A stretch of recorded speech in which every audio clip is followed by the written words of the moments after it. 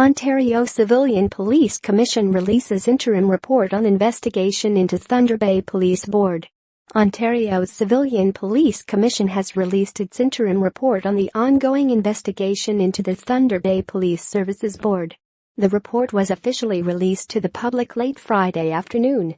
Ontario Civilian Police Commission to release interim report into probe of Thunder Bay Police Board. Senator Murray Sinclair, chair of TRC, named as Thunder Bay Police Board investigator. TRC head Murray Sinclair excellent choice to lead review of Thunder Bay Police Board, says chair in the 35-page report. Retired judge and current Canadian Senator Murray Sinclair, who is leading the probe, noted that he is examining a variety of issues, but is paying particular attention to the issue of systemic racism.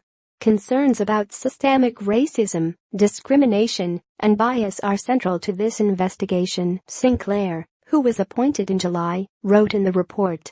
The investigation was launched because the Commission developed serious concerns about the state of civilian police oversight and public confidence in the delivery of policing in Thunder Bay, especially in regards to the way the deaths of Indigenous people are investigated. This examination of the board is also a policy review, Sinclair declared, and will seek to determine the role the board ought to play in identifying and combating systemic racism, discrimination, and unconscious bias in the future. Sinclair's probe is separate from another ongoing review by the Ontario Independent Police Review Director, OIPRD, that's examining allegations of systemic racism in the way Thunder Bay Police carry out investigations into the deaths of Indigenous people. Thunder Bay, Ontario. Police face systemic review of Indigenous death investigations. The Civilian Police Commission has said it will ensure that its investigation neither interferes with nor duplicates the Police Review Directorate's efforts. To date, Sinclair has met with a number of people including First Nations leaders, the Chief Coroner, officials with the Ministry of Community Safety and Correctional Services, and with the OIPRD.